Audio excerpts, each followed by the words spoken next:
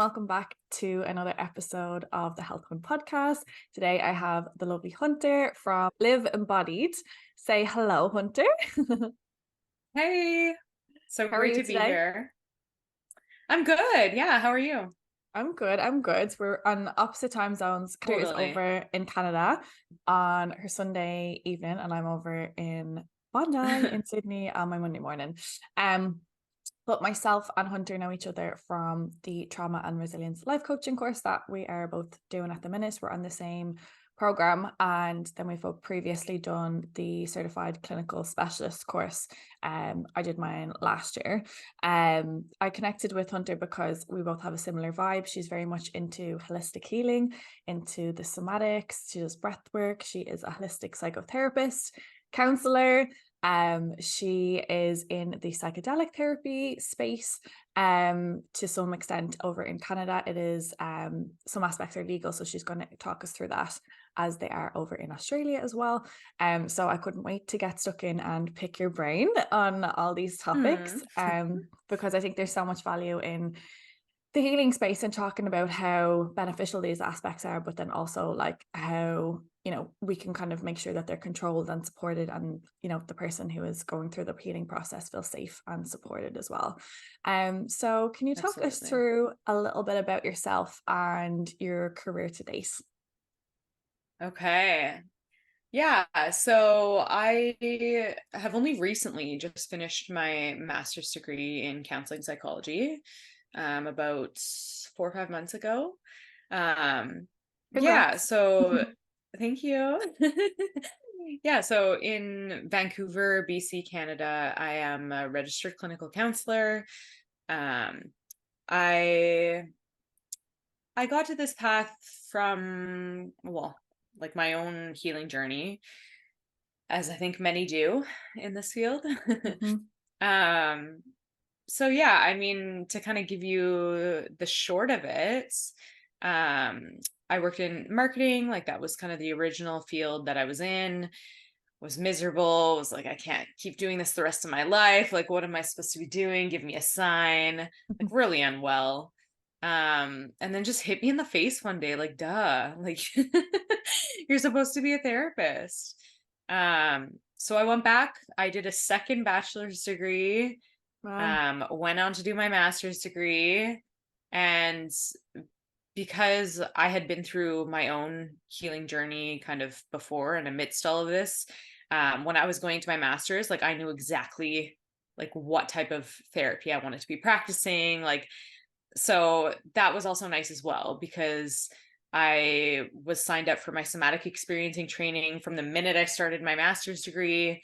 I completed my breathwork facilitator training about midway through my master's degree. So now, like finishing my degree, like I'm kind of off to the races, right? Um, so yeah, like, and to kind of summarize, like the personal end of my journey, like I am a complex PTSD survivor myself, and yeah, my whole life, like starting from like very, very young, was just kind of like passed around in the medical system, like had all these physical things wrong with me, like had a lot of what they didn't realize at the time, but like anxiety, um, and no one knew what to do with me. No one could help. And so when I eventually kind of came across like psychedelic assisted therapy, somatic work, breath work, like all these bottom up modalities, like that's where I finally saw healing. That's where I finally saw transformation after like Mm. nearly losing hope a bunch of times.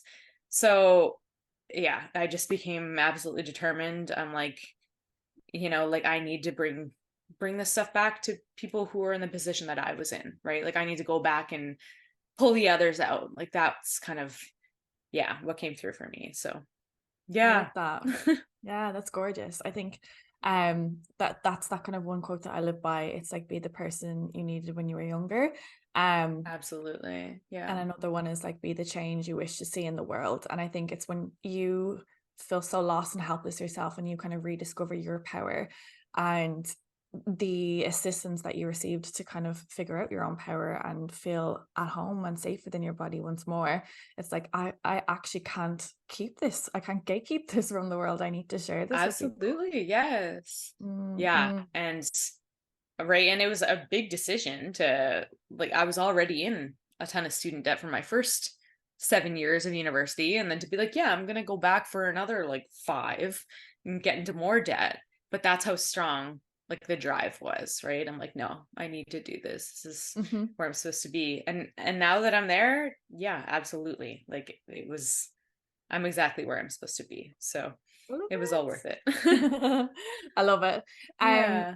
when you kind of felt like you were kind of shifted from person to person and not really being able to come to a conclusion of having I would say CTPSD, CPTSD, were Yeah. you like reaching out for like therapy and counseling and stuff like that before?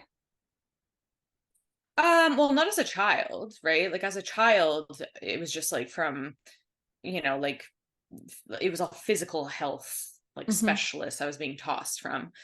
Um, but yeah, like I would say like, I don't know, late teens, like early 20s.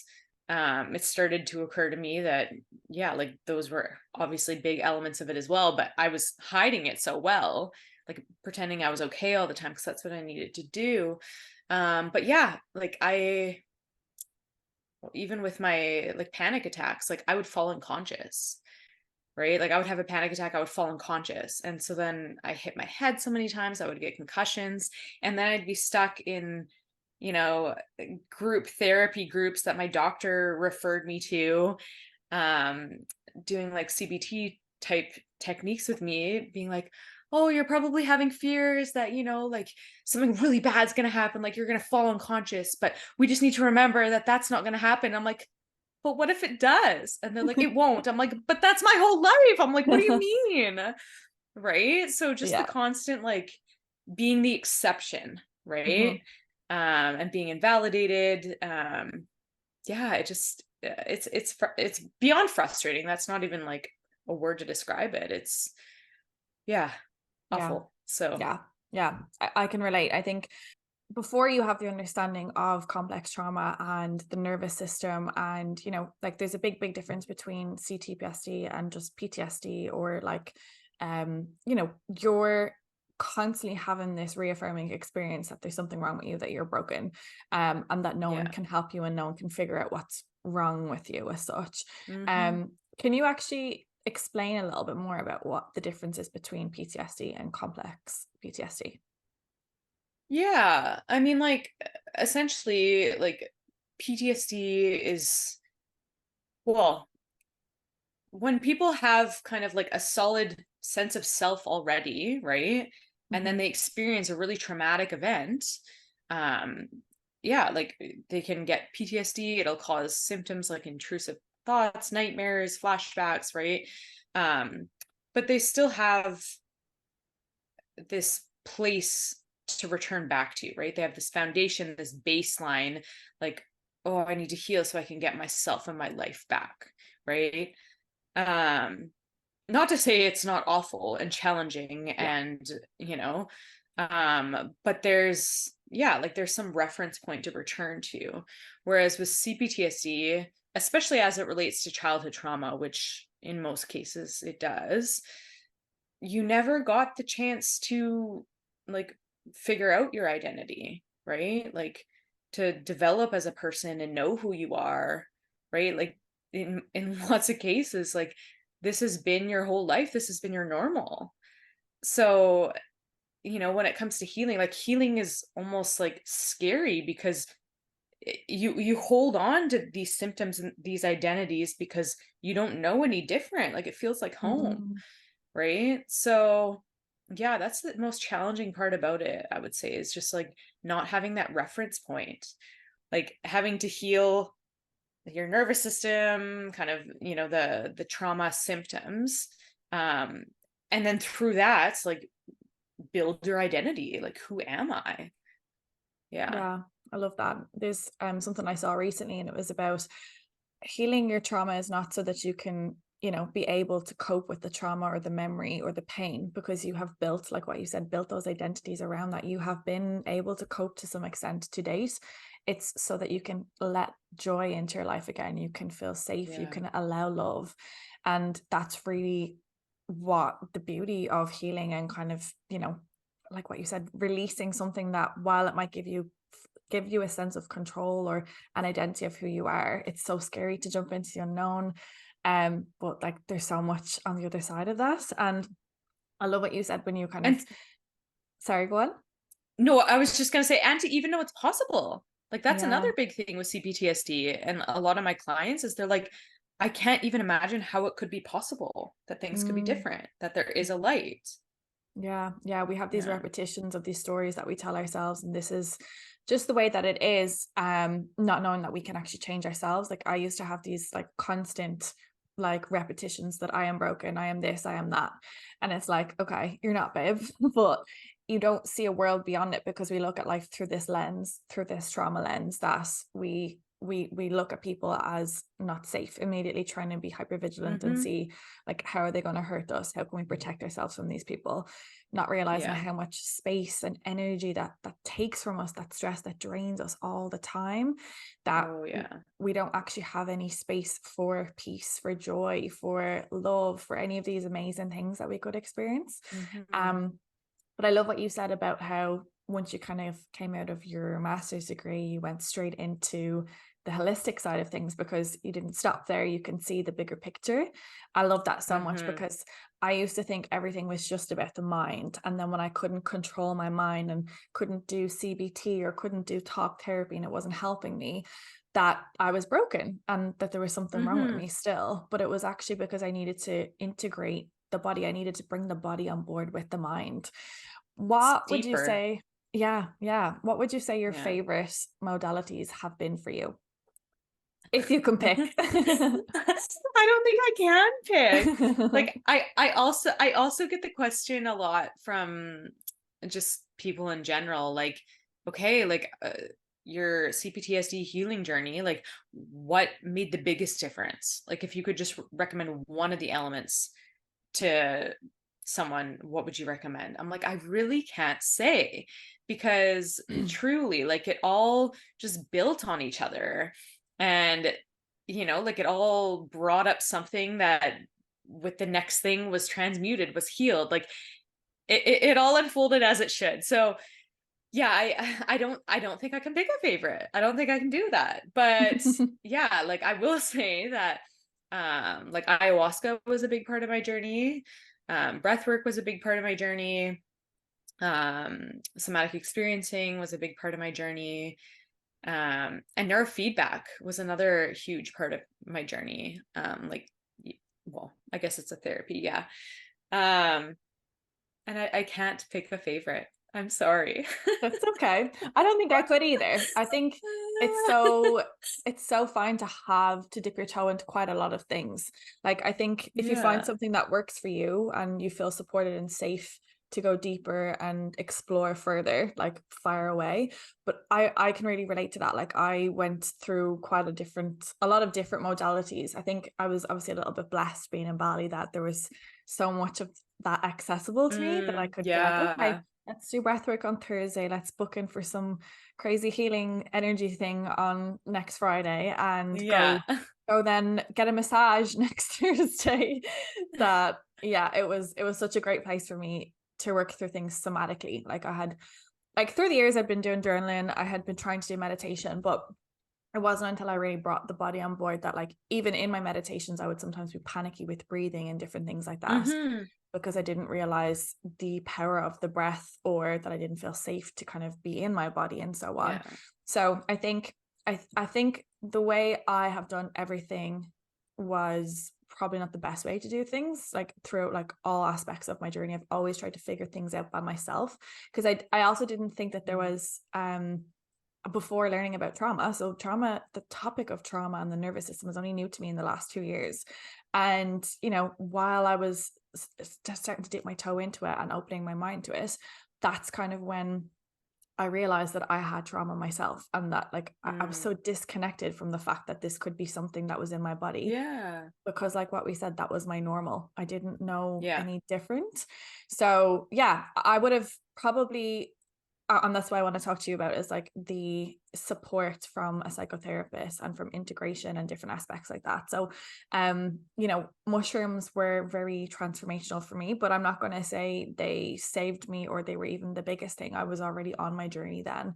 But Hmm. I really do want to talk about how they can be so transformational for someone. So Yeah. psychedelics in general. So would you be able to talk us through a little bit about like psychedelics, what psychedelic therapy looks like, and the power of integration? Yeah, such a big topic. I'm like, where do I even Mm, begin? um, but yeah, I think, well, first of all, I think there's a lot of like misconceptions about psychedelic assisted therapy, psychedelics as a tool for healing, like what that looks like. Um, and uh, well, and I think a lot of it is just like in the popular culture. I feel like through documentaries and right, like it's so concise that it's not giving the nitty gritty. It's not giving the process, right? Um, and it's leaving a lot of people feeling and hoping that, taking these medicines will be like a magic cure for them, yeah, it'll right? fix them. And they'll be on the other side, they'll be a new person. Yeah. And so working in this field, a huge part of it is managing expectations, Mhm. and helping kind of open people up to like psychological flexibility, um, and, drawing their attention to like experiential avoidance, right? Like where they're avoiding their discomfort, their pain. Can we like turn towards it? Um, but yeah, like the therapies itself, I mean, of course, all the medicines are like different and work in their own ways. But I mean, the main thing we're kind of targeting, and the main mechanism for change, I guess you could say, is like the way it can tap into our neuroplasticity, right? Like as a very young child, like I don't remember the exact statistic. I heard it recently, but it was something along the lines of like by 3 years old, like 75% of our brain networks are like already mapped. And Okay. don't take my word for that. I don't remember the exact statistic, but it still alludes to the point I'm trying to make, where like our brains get formed really, really young, right? And these pathways get created. And so that's one of the reasons why mindset work can be challenging if there is trauma in the body, because sure, we can change our thoughts, change our mind, but the minute our body gets triggered, our brain is just going to uh, resort back to the neural pathways that are like home, Mhm. right? They're very deep ingrained like roadways. um and so of course we can tap into neuroplasticity in so many other ways beyond psychedelics, like even like meditation, like even exercise. Like there's so many ways, but it of course takes a lot more effort, right? It Yeah. takes a lot more like intention, a lot of repetition. Whereas psychedelics, like they kind of force it upon us, right? And so well, when I'm prepping someone for a psychedelic medicine session, what I'm trying to kind of let them know is that like what's happening here is that these medicines are going to allow us to shine a light on what we're not seeing, right? Mhm. So and so that's why they say, right, it's not the journey that, oh, you're on the other side, you're going to be better, but you might see things differently and be able to work with that now that you're aware of what's underneath the surface, Yeah. right? Yeah, the way I um describe it is like I'm sitting in a movie theater and I'm being shown different clips of my life, and yes. it's showing me how to almost process it and bringing me to a point that I may have not seen before, or a perspective Hmm. that might help me shift how I can heal about a situation. Like it's Yeah. And I think so, like if someone is doing that with you um in a session, do they talk about it out loud, or how does that kind of look in a session? Mm. Well, first of all, I just want to say, just to build on your point about how yeah, it like can show us the way to work with it. Like sometimes it's not even like cognitively, like it's not even like an insight or a message. Sometimes it's a matter of just like the medicine is supporting the body to have a different Mm, experience, yeah. right? So like, oh wow, we had 5 hours of feeling a lack of anxiety for the first time in 5 years. Now we have that reference point that that's possible, right? But yeah, like in the sessions, I mean, so right now the only medicine that's like widely accessible and legal in Canada is ketamine. MDMA and psilocybin are only available through the special access program, where people have to basically submit an application to the government of Canada, showing a long track record of treatment resistant conditions, and maybe they'll get permission to have this sort of treatment. So I'm mostly just working with ketamine assisted therapy at the moment, although I think we're gonna start seeing change in the other two in the next 2 or so years. But yeah, like of course there's a lot of preparation that happens between us, but in the actual medicine session itself, I mean, it can look so different. Like it depends on the person, it depends what their needs are, it depends what comes forward for them. Mm, Um, Ketamine itself is a dissociative. And so in that, like the body feels weird. Sometimes people have a hard time even like talking to begin with, right? Because the lips are numb, the tongue is numb. Um, yeah, like sometimes people are just kind of talking to themselves and their their process is just kind of like um yeah, just like working things through out loud, and like I'm there to kind of provide like reassurance and just like the system can feel that they're being witnessed, right? That they're being held and supported, which I think is the most kind of important part. But sometimes, yeah, people are kind of in their own little journey, they're not really speaking, and then the therapeutic role comes in more in integration. mhm. But yeah, we definitely can't underestimate the power of just like knowing that you're safe and you're held in a room. Like even for the folks that don't see an entire word the whole session, like there's a safety knowing that like if they were worried or if they did have to talk something out, that someone that they trust is there, Yeah. right? So yeah. That's gorgeous. Yeah. Yeah. I think so. I've spoken about my own experience with psychedelic mushrooms on a previous podcast episode, but I was even so hesitant to talk about it because like I don't want this to just be like out there and I'm just like, everybody go do shrooms, and like because I think I dipped my toe into it and did it like a ladder approach, like a very small dose and kind of then worked my way up. And like I've done quite Hmm. a lot of work myself with like surrender, release, trust. Yeah. I'm able to kind of rationalize, I'm able to support myself somatically, I'm able to do all of these different aspects that can help me if something difficult comes up. Like, I think that's just gorgeous, even what you said about someone being able to have a reference point that they won't experience anxiety for 5 hours. Like that might be like transformational in itself. You don't even need to have like this Yes. outcome of healing, insert whatever they want to do here. So I think like a lot of people talk about intentions with psychedelic journeys, and I think I love going in with open intentions and no intentions even, because Mm, you will then try to control and manipulate the journey instead of just allowing it to be what it is. mhm. Like even one of my sessions was really about my body and releasing and dancing and movement. And at the time I was like, what the fuck is all of this? But it was incredible for me to be able to see that Mhm. like my body had all that to release, but then also how much power I felt being able to tap into my body's movement and moving with the rhythm of the music. And Yeah. each session can be so, so different. Um, but with integration side of things, what would you say Mhm. is the most important, or is there like a bit of a process? What can that look like?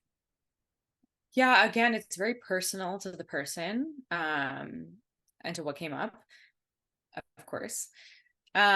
But yeah, like as a somatic therapist already myself, like that's kind of what I'm focusing on the most. Because there's a lot of the times clients are coming out of these journeys and they don't have like words or conceptualization of what their experience was, Yeah. right?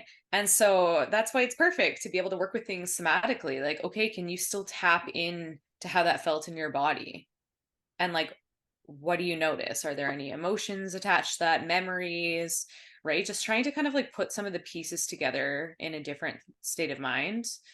Um, and I mean, again, like going back to the neuroplasticity, um, a huge part of integration is because in that period after you've worked with medicine, like in the few days after or what have you, um yeah, we can still tap into kind of the plasticiness of our brains, right? And so first of all, like things can still keep coming up from the journey, right? Like can we make space for that? Can we be open for that?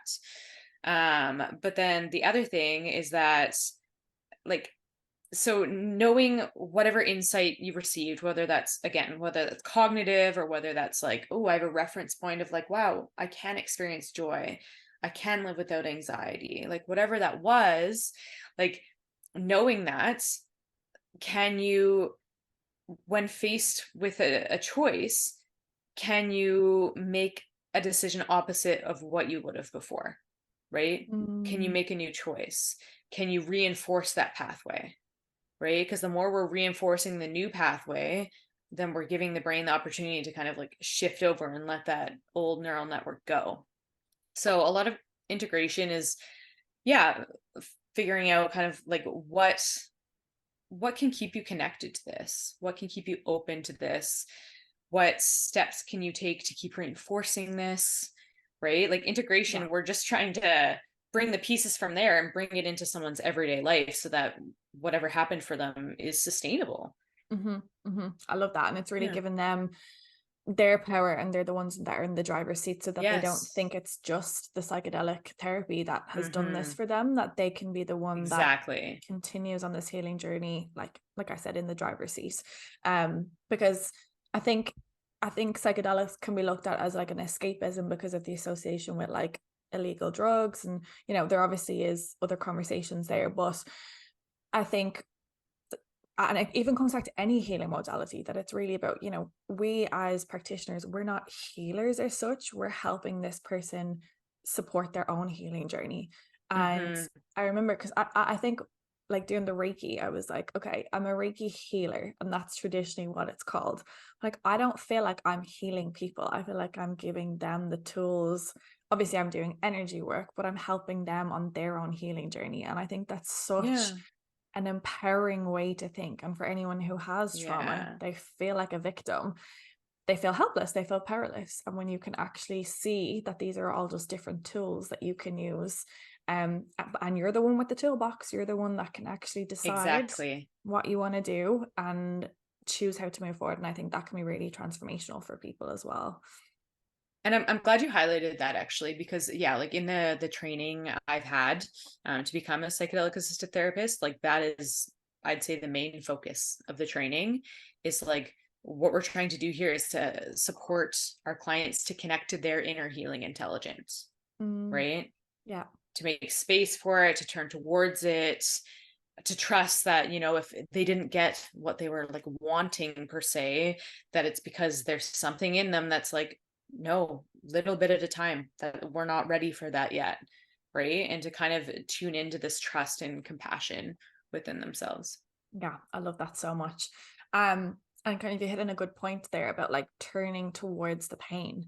I think what can happen with any healing is that people feel like they can't handle the discomfort, they can't handle Hmm. the anxiety, the fear, whatever's coming up. And I think that's where somatic work can be so transformational, because Yeah. you can't think yourself out of anxiety or think yourself out of this pain or whatever. You have to Yeah. actually allow yourself to feel emotions. So like this morning before recording this podcast, I felt overwhelmed. I had a normal start to my Hmm. morning, I had a client call, all was fine, and then I was like, okay, what are we going to do today, what's the plan? Sudden panic, and I was like, okay, what is this? I was like, right, we're not going to spiral. We have a little bit of time this morning. Let's actually support myself.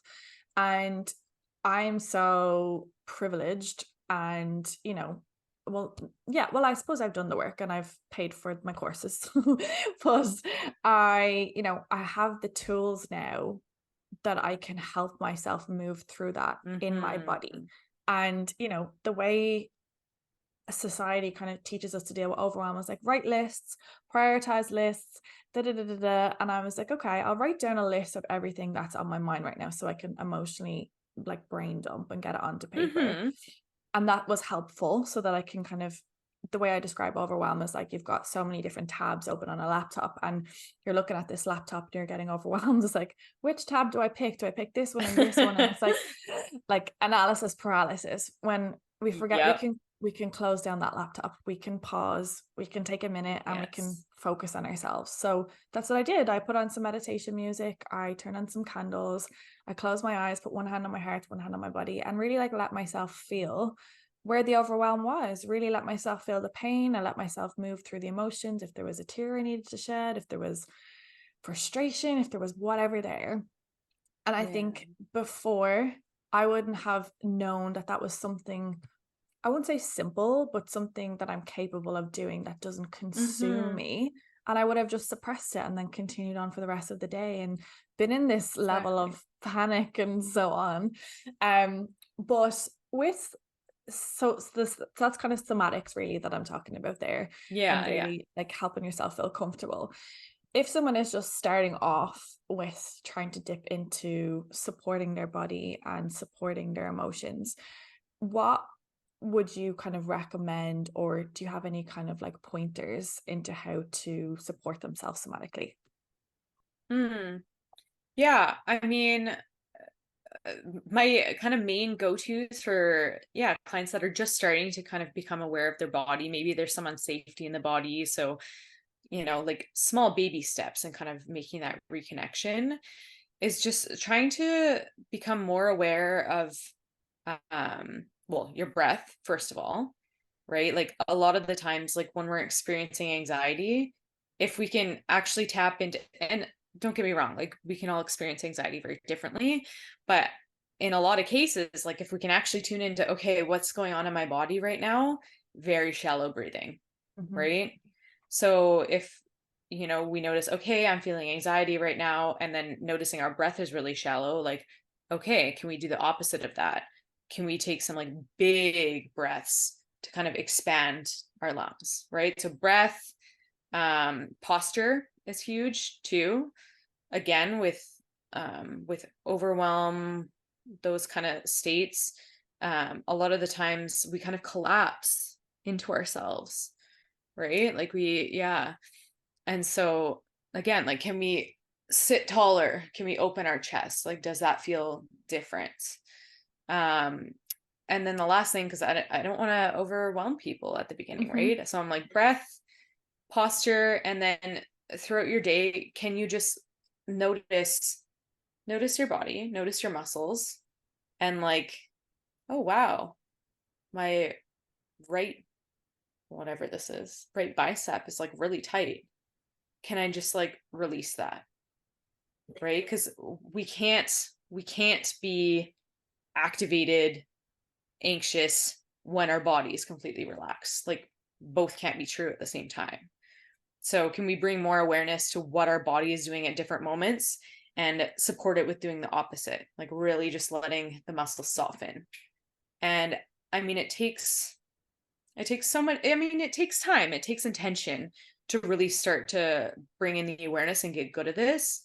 Mhm. But it's just it's repetition, right? The more we can notice, the more we're supporting ourselves to kind of come back, and the more we're in kind of a parasympathetic, well, like a ventral vagal type state, the more time we're not in our kind of survival response, which is Mhm. good for all elements of our health. So Yeah.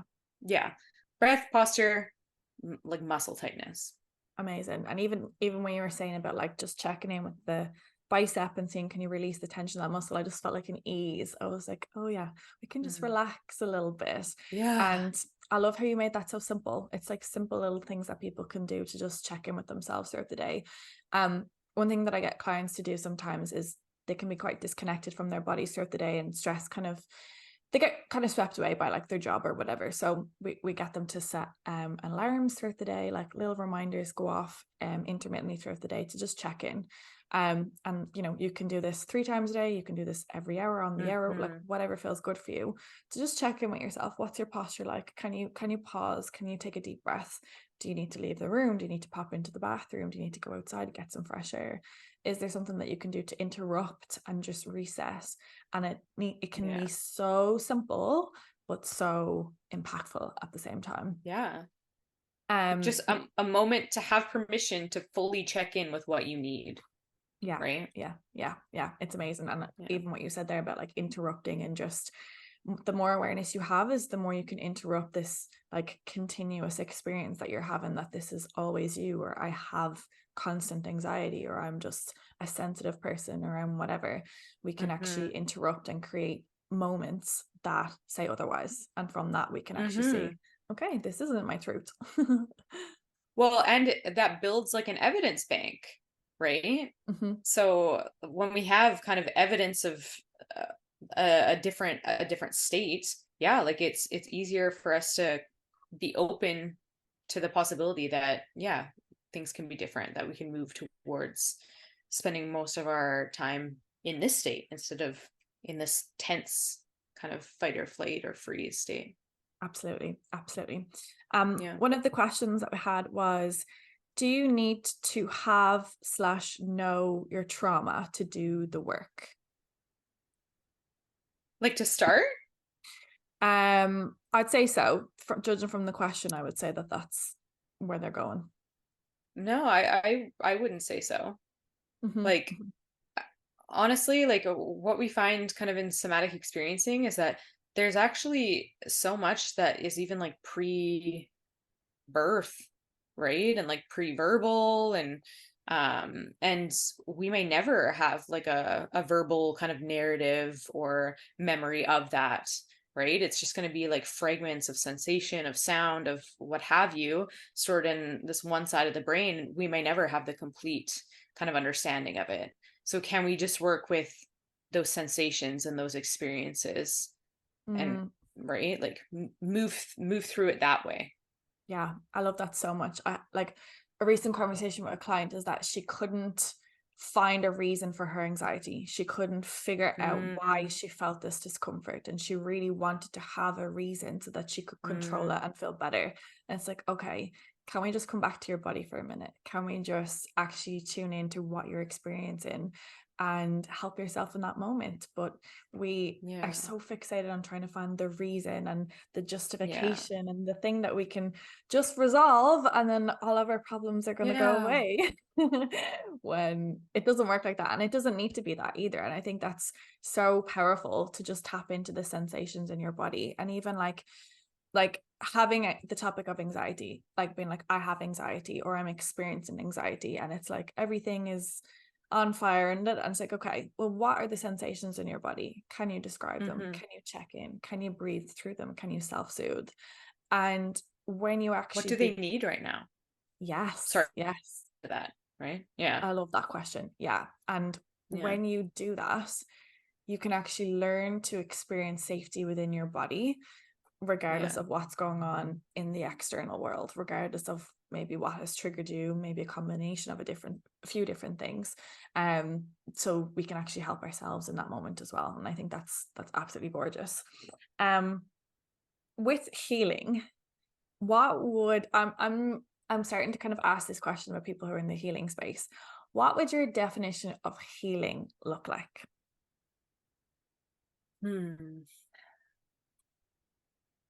Yeah. Like in my opinion, it's moving towards wholeness, right? Love that. So in some cases, this is kind of retrieving parts of yourself that kind of got fragmented or like left behind or abandoned along the way. But in some respects, this is also like shedding layers of conditioning, layers of noise, layers of, trauma, intergenerational trauma, even that isn't yours to carry, right? Mm, So yeah, to put it generally, I would say movement towards wholeness. I love that so much. It's so simple because I've been having conversations with people in the healing space about how I think healing is becoming popularized, that it's almost, we're kind of missing the point, and it's kind of chasing this sense of being healed. And yes, we can kind of work towards wholeness, but we're not like broken or Yeah. unworthy until we reach this healed state or whole state, There is you no know? destination. Yeah. There is no end point here. I know, it keeps coming and coming and coming. Yeah, you'll just hit the next layer in the spiral. Yeah, yeah. And I Spoiler think, alert. yeah, yeah. Yeah. I think that's what helps me with spirituality, is kind of like we're always coming through hurdles, but it kind of helps with leveling up and our growth and our expansion, and even connecting it back to the conversation we had about neural pathways. Is like you get to choose a different one, and you can feel in one area of your life that you've, like, I always go back to this phrase, like, completed it. But there's going to be something new that can pop up that you will have a triggered response, like, conditioned, and that you get to choose a different pathway. So recently I've been trying to work on my ego again. It's funny how, like, I worked on it a few years ago and now it seems to have resurfaced, and it never goes away. But it was really interesting in a recent situation with conflict that I was able to really remove my ego from the equation and try and see it from, another person's perspective and so on. And, like, that's Mhm. a choice. And in those moments, the bodily sensations that we can experience can make us feel like, they're the problem, we're the victim, this is triggering Yes. me, my emotions are controlling me, they're at fault for my emotions, da da da da da. And we always, well, we, from that standpoint, we can just give away our power, right? We can just quite quickly Yeah. decide that these other people are the ones. I can feel safe and I can feel like regulated when they act a certain way. So Mhm. I think that's going to be something that's always going to show up in our lives. So healing is a constant process, and that's something that we Yes. can we can work towards without feeling like we're broken in the meantime, or not good enough, or Yeah. unworthy, and so on in between. And I like to look at it as like a devotion, Mm. like uh, something you come back to when it's time, when you're called, as an act of love, not this like work, right? Like doing the work, right? Yeah, You know yeah, what I mean? Like, yeah, yeah, it can absolutely. be Yeah, softer than that. I love that. Yeah, I think Totally. so. Yeah, so I spoke with a client recently about, like, play and, like, Yeah. fun, and healing can feel so heavy sometimes that it's like you can Yeah. still live your life, you can still experience laughter and make things lighthearted along the way. It doesn't have to feel like this struggle all the time, that you're always trying to figure things out, or you're always trying to heal from something, or we can, and again, what you said, like, doing the work We can feel need that way. to. Yeah, Yeah. yeah. Like the joy, the play, like is just as important, if not more important. Right? Yeah, Like, yeah. I can agree. yeah. I have my eye on a sea swim after this and just diving my head first into it. It doesn't matter if it's not a Beautiful. hair wash day. I just feel like I want to be my inner child. Uh, But what I have this question for every podcast guest, and I'm going to put you on the oh. spot a little bit. But Oh, okay. what are 1 to 3 pieces of advice that you would give to your younger self? Oh my goodness.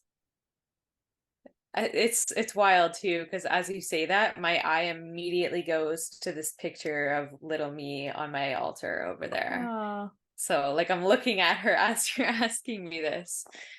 That's tough. That's tough on the spot. I mean, I think she knew it. Like she got me here. She moved through so much, right? So like I don't think I need to give her any advice. Like she couldn't have done anything differently, right? Like I love she that. did the best she could and it was perfect.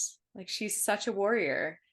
And like people that know my story, like I often get the question like how are you still alive? Like how did you move through all of this? Right. And I owe it all to her. So I don't know, keep believing that, you know, you're worthy of healing, you're worthy of love, you're worthy of,